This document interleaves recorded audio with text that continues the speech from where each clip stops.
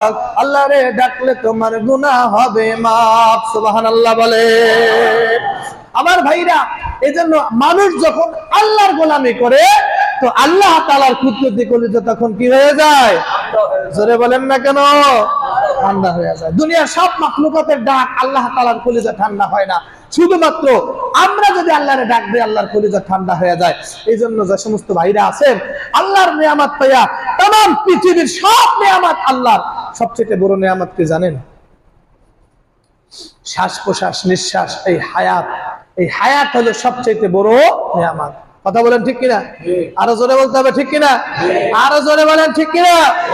আল্লাহ যদি হায়াত আমাদের কাছ থেকে নিয়ে যায়, এখন যদি আমি ইমাম সাহেব মারা যাই, এখন মারা যাই, তো আমারে মারা যাওয়ার পরে আপনারা সবাই সাজায়া গোছাইয়া আমার বাড়িতে নিয়ে পৌঁছাই দেবেন না?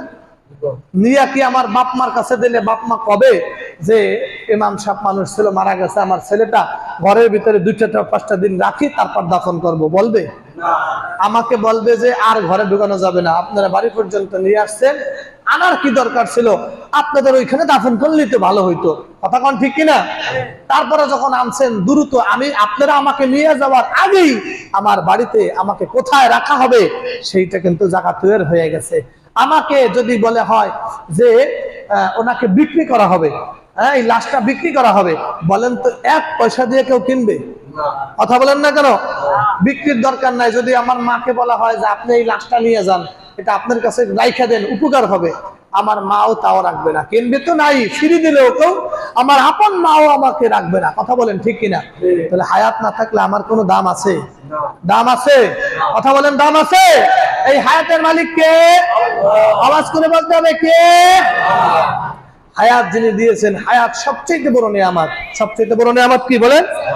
আমার হায়াত পুরে গেলে আমার আর কোনো কিছুর করার সাধ্য নাই, কোনো কিছু আমার দ্বারা হবে না। এই সবচেয়ে বড় নিয়ামত হলো হায়াত। দ্বিতীয় নম্বর নিয়ামত আল্লাহ তাআলা আমাদেরকে দিয়েছেন, সেটা হলো মুসলমানের ঘরে জন্ম দিয়েছেন। কি দিয়েছেন? জোরে বলেন, আরো জোরে বলেন। মুসলমানের ঘরে জন্ম দিয়েছেন। এই দ্বিতীয় নম্বর নিয়ামত, মুসলমান আমাকে আল্লাহ বানাইছেন। 1 নম্বর হলো হায়াত যদি আমার না থাকে আমার কোনো মূল্য নাই। দ্বিতীয় হলো আমার ঈমান না থাকলে আখিরাতের ময়দানেও আমার আল্লাহর কাছে 1 পয়সারও দাম নাই। আসেনি? আছে? আচ্ছা বলেন তো, আমার আপনার ঈমান যাদের আছে, যারা পরিমাণ ঈমান আছে, অর্থাৎ একদম ঈমানের স্তর নিচে, যারা বলা হয় কাকে? একটা কাপড় এভাবে শুকাইয়া এই কাপড়টা যখন ঝাড়া দেয়া হয়, ঝাড়া দেওয়ার পরে কিছু পানি ছিটে দিকে চলে যায়, কিন্তু কিছু পানির গুড়ি আছে বাতাসে ওড়ে, উইরা এসে নাকে মুখে চুলে বিভিন্ন জায়গার উপর আস্তে করে বসে, ফসলের উপরে বসে, বোঝা যায়। আছে না নাই? কথা বলে। শীতকালে টিনের ফাঁকা দিয়া ঘরের ভিতরে সূর্যের আলো প্রবেশ করেছে, এইভাবে আলোটা তীরের মধ্যে যে ঘরের ভিতরে পড়ছে, ওই আলোর ভিতরে কিছু ধুলাবালি উঠতে দেখা যায়। কথা বলেন ঠিক কিনা? ওই ধুলাবালি গুলো ধরা যায়। ওই ধুলাবালিটা যতটুকু, কেউ বলছে অতটুকু, কেউ বলছে না আমার 7 ভাগের 1 ভাগ হলো জাররা। এই পরিমাণ ঈমান যদি কারো থাকে, আর ওই পরিমাণ ঈমান নিয়ে যদি কেউ দুনিয়া থেকে চলে যায়, একদিন না একদিন আল্লাহ তাআলা তাকে অবশ্যই জান্নাতে দিবেন। জোরে কন্যা সুবহানাল্লাহ। কিন্তু পৃথিবীর প্রেসিডেন্ট, এই যে আমাকে পার্শ্ববর্তী রাষ্ট্রের যে আছে মোদি, এই কসাই মোদি, এত বড় একটা রাষ্ট্রের চেয়ে প্রধানমন্ত্রী, ঈমান নাই। আসেনি? ঈমান আসেনি? কথা বলে। এরকম একজন কেন, সারা পৃথিবীর প্রেসিডেন্ট যদি হয়, আমেরিকার প্রেসিডেন্টও যদি হয়, এরপরেও যদি ঈমান ছাড়া মারা যায়, আল্লাহ তো কবে আমেরিকার প্রেসিডেন্ট আইছে, তাড়াতাড়ি রেশমি রুমাল নিয়ে যাও, বলবে না? আল্লাহ তাআলা হাসরের ময়দানে দাঁড় করাইয়া তাদেরকে জিজ্ঞেস করবে না, তো তুমি তো অনেক বড় রাষ্ট্র চালাইছিলা, এখন তুমি জান্নাতে যাবা না দোজখে যাবা, তোমার উপরে ছেড়ে দিলাম, এরকম হবে না? এদেরকে কোনো হিসাবই হবে না, কোনো হিসাবই হবে না। বিনা হিসাবে ফি নারি জাহান্নামা খালিদিনা ফিহা আবাদা, এদেরকে চিরকালের জন্য জাহান্নামে যেতে হবে। কিন্তু ঈমানদার যে মুসলমান, সে যদি শিরক এবং কুফরি ছাড়া যারা পরিমাণ ঈমান নিয়ে কবরে চলে যায়, ওই যারা পরিমাণ ঈমান আল্লাহ তাআলা ওর উসিলায়, তার যদিও গুনাহ ছিল অন্য অন্য অপরাধ ছিল, অপরাধের সাজা শেষ হওয়ার পরে সর্বশেষ আল্লাহ কবে এইবার তোমার সব সাজা শেষ হয়ে গেছে, এবার তোমার জন্য এবার নাজাতের ফালা। সময় যেহেতু সংক্ষিপ্ত, একারে সংক্ষেপে বলি, ওই লোকটা দুজকের থেকে আল্লাহকে ডাক দেবে, ইয়া হান্নান ইয়া মান্নান, ইয়া হান্নান ইয়া মান্নান, ইয়া হান্নান ইয়া মান্নান। আল্লাহ কবে এই ফেরেশতারা জিজ্ঞেস করো, ও আমারে ডাকতেছে কেন? জিজ্ঞেস করবে ডাকো কেন? বলবে আল্লাহ তুমি তো আমারে দুজকের ভিতরে দিছো, এই দুজকের আগুনে আমি জ্বলতেছি, এই দুজকের মাঝখানেই আমি আছি।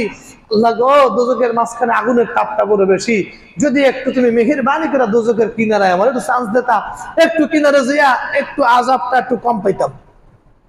আল্লাহ কয় ঠিক আছে, ওরে একটু দুজকের কিনারায় নাও। কিনারায় আসার কয়েকদিন পরে আবার আল্লাহকে ডাক শুরু করছে, ইয়া হান্নান ইয়া মান্নান। কি ব্যাপার, কি হয়েছে? আল্লাহ তুমি তো মহান, তুমি তো রহমান, তুমি তো রহিম, তোমার দয়া ভালোবাসা অফুরন্ত, তুমি আমার দুজকের মাঝখানেই রাখতে পারতা, কিন্তু এখানে আনছো। এখানে যখন আনছো আল্লাহ, যদি আর একটু দয়া করে একটা দুজকের মাঝখান থেকে আমার দুজকের সাইড থেকে বের কইরা জান্নাত এবং জাহান্নামের মাঝখানে আরাফে একটু মানে রাখতা। আল্লাহ গো, আমার এই একটা আশা ছিল। আল্লাহ কয় ঠিক আছে, ফেরেশতারা ওরে আরাফে আন, অর্থাৎ এদিকে জাহান্নাম এদিকে জান্নাত, ডান দিকে জান্নাত বাম দিকে কি জাহান্নাম, এর মাঝখানে একটা জায়গা আছে, জায়গার নাম হলো আরাফ। কি বলেন? আরাফের ভিতর রাখা হয়েছে। কিছুদিন পরে আবার ডাক দিয়েছে, একেবারে সংক্ষেপে কইতেছি, আল্লাহ তুমি যখন জাহান্নাম থেকে আনছো, হ্যাঁ মাঝখানে আনছো, আল্লাহ গো জাহান্নাম তো দেখে আসছি ভিতরে কি কি আছে, কিন্তু এই জান্নাতটা দেখা যায়, আল্লাহ মনে চাচ্ছিল একটু জান্নাতটা দেখবো, যদি তো একটু জানলার ফাঁক দিয়ে যায় উকি মেরে জান্নাতটা দেখতাম। আল্লাহ কয় ঠিক আছে পাঠাও রে। তো আল্লাহ পাক রব্বুল আলামিন যখন পাঠাইছে, জান্নাতের কিনারায় এসে জান্নাত দেখা যায় না, কারণ জান্নাতের যেখানে দাঁড়াইছে আরো 7টা গেট অতিক্রম করে যে জান্নাত। তখন আল্লাহ গো এখানে যখন আনছো আর একটু যদি আমার ভিতরে ঢুকাইতা, তো ঘুরে ঘুরে দেখে আসতাম। আল্লাহ কয় যা তোর ভিতরে ঢুকিয়ে দিলাম। যখন ভিতরে দুইজন ফেরেশতা নিয়ে ঢুকছে, প্রথম গেট অতিক্রম করার সময় গেট দেখা এত সুন্দর করে সাজাইছে, আল্লাহর প্রশংসা কইরা ওখানে দাঁড়ায় গেছে। আল্লাহু আকবার বলেন। প্রথম গেট পার হয়ে বসে পড়ছে, কিন্তু জান্নাতে আয়া পড়ছে। ফেরেশতারা কয় না, আরো 7টা গেট আছে। তো আল্লাহ তাআলা তাকে জান্নাতে 1টা 2টা 3টা 4টা 5টা 6টা 7টা গেট যখন অতিক্রম করে জান্নাতের ভিতরে পা রাখে, সঙ্গে সঙ্গে পা রাখার সঙ্গে সঙ্গে দেখে পানি নিচ দিয়া নহর প্রবাহিত। তো পানি ঝাঁপাইয়া জান্নাতের চেয়ারে দিয়ে বসতে হবে। উনি কাপড় চুপড় কাচাবে, ফেরেশতারা কেবল রাখেন কাপড় কাচান কেন? দেখেন না পানি পানি সাঁতরে যেতে হবে, বলে পানি নয়, নিচ দিয়ে আল্লাহ পাক নহর প্রবাহিত করছে, আর উপর দিয়ে সাতটা কাজ বিছাইয়া দিয়েছে, আপনি ভিজবেন না। আসেন, আপনি দুনিয়ায় যেরকম কষ্ট করছেন, দুনিয়ায় যা দেখছেন দুনিয়া না, এটা জান্নাত। ওখানে বসে আপনি নদী দেখবেন, সবকিছু দেখবেন। আর এত সুন্দর আল্লাহ জান্নাত সাজাইছে। তো তিনি জান্নাতে আসতে যখন হাইটা সামনে নদী পার হয়েও পার যাবে, এমন সময় তাকায়া দেখবে দুই সাইড দিয়ে হুর গেল মান্ডা, এইভাবে তারা ফুলের মালা নিয়ে তারা অপেক্ষায় আছে। ওই মাথার ভিতরে একদম মাথায় 2টা চেয়ার, একটা চেয়ারের ভিতরে একটা মেয়ে বসা, আর একটা চেয়ারের ভিতর খালি। ওই চেয়ারের ভিতরে যে মেয়েটা বসা, ওনাকে চেনা চেনা লাগে। ওই জন্য দেখছি দেখছি মনে হয়। ওই দেখছে ওই যে যৌবন বসে মেয়েটারে বিবাহ করছিল, তখন বয়স ছিল 16 বছর। আচ্ছা বলেন তো, 16 বছরের মেয়ের ছবি একটা, আর ওই মেয়ের বয়স যখন আপনার 60 বছর হয়ে যায়, তার ওই সময় ছবি মিলাইলে কি দুই ছবি মিলে বোঝা যাবে যে কোনটা কে? কথা কন না কেন? নিজের ছবি দিয়ে নিজেও চেনে না যে এটাকে আমি, দূর বিশ্বাস হয় না। কথা বলেন ঠিক কিনা? ওই সে 16 বছরের যুবতীর মতো আল্লাহ তাআলা তার ওই স্ত্রীকে বানাইয়া, স্ত্রীকে সাজাইয়া জান্নাতে রাখছে। তো দেখে মনে হইতে চেনা চেনা লাগে। যখন জান্নাতে ঢুকবে, তো জান্নাতে হুররা গান শুরু করে দেবে। সুবহানাল্লাহ বলেন। সময় সংক্ষিপ্ত আমার ভাইরা, হুররা যখন গান গাইবে, তাকে স্বাগতম জানিয়ে জান্নাতে দেবে। এরপর আল্লাহ বলবে, আমি যে জান্নাতে একবার ঢুকাই, ওই জান্নাত থেকে আর কোনোদিনও বের করি না। তাহলে ভাই, সামান্য ঈমান যদি থাকে, ঈমানের বিনিময়ে আমরা কোথায় যাব? আরো জোরে বলেন, আরো জোরে বলেন। কিন্তু পৃথিবীর যত কাফের মুশরিক আছে, একটা কাফের মুশরিকও জান্নাতের সুঘ্রাণ পর্যন্ত পাবে না। কথা বলেন ঠিক কিনা? এই জন্য 1 নম্বরে নিয়ামত আল্লাহ আমাদেরকে দিয়েছেন হায়াত, 2 নম্বরে নিয়ামত দিয়েছেন ঈমান। কি বলেন? আরো জোরে বলেন। আল্লাহ তাআলা আমাদেরকে আগামী জুমায় আরো আলোচনা ধারাবাহিক হবে ইনশাআল্লাহ। আল্লাহ আমাদেরকে যে কথাগুলো বললাম, যদিও কথাগুলো এলোমেলো হয়, কারণ সময় সংক্ষিপ্তের কারণে সব কথা ফিনিশিং দেওয়া সম্ভব হয় না। আল্লাহ আমাকে আপনাকে সকল গেট থেকে বুঝ সহি তরিকায় চলার তৌফিক দান করুক। সকলে বলেন আল্লাহুম্মা আমিন। আমরা